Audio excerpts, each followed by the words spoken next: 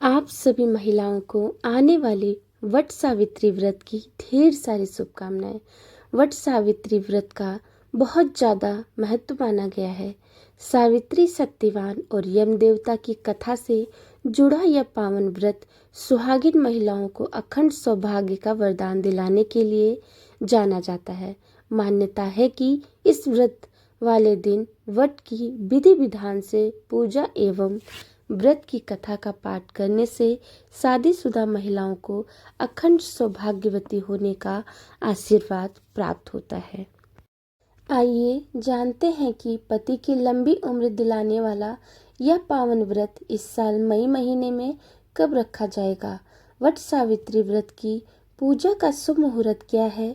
इस दिन वट वृक्ष के साथ सावित्री और सत्यवान की पूजा कैसे करनी चाहिए।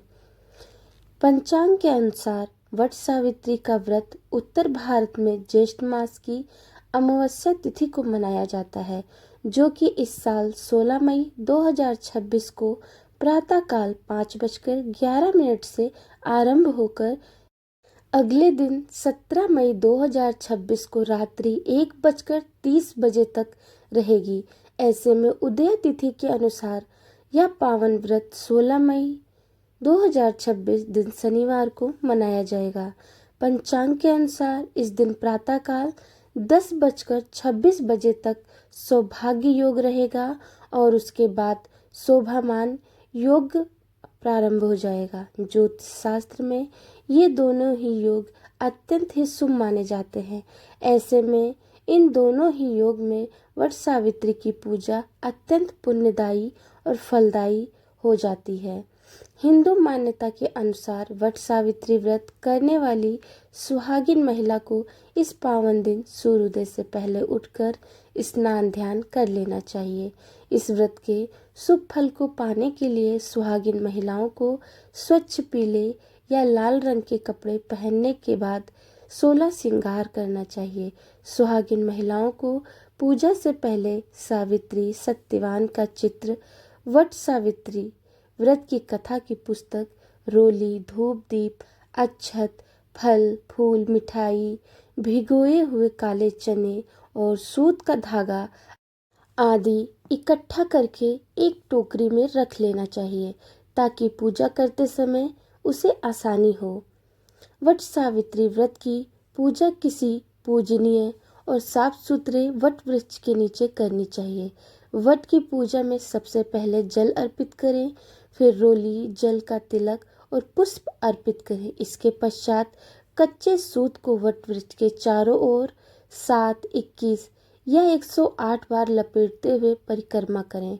वट की परिक्रमा को आप अपनी आस्था के अनुसार कर सकते हैं। वट वृक्ष की परिक्रमा के बाद वट सावित्री व्रत की कथा कहें या फिर किसी के माध्यम से श्रद्धा पूर्वक सुने। पूजा के अंत में वट देवता को प्रणाम करके अपने पति की लंबी आयु की कामना करें तथा अपने बड़े बुजुर्गों का आशीर्वाद प्राप्त करें। वट सावित्री व्रत का पुण्य फल पाने के लिए इस दिन अपने सामर्थ्य के अनुसार अन्न, धन, वस्त्र एवं फल आदि का दान करें। सनातन परंपरा में वट सावित्री का व्रत सुहागिन महिलाओं को अखंड सौभाग्यवती का आशीर्वाद प्रदान करते हुए जीवन के सभी दुखों को दूर करने वाला माना गया है।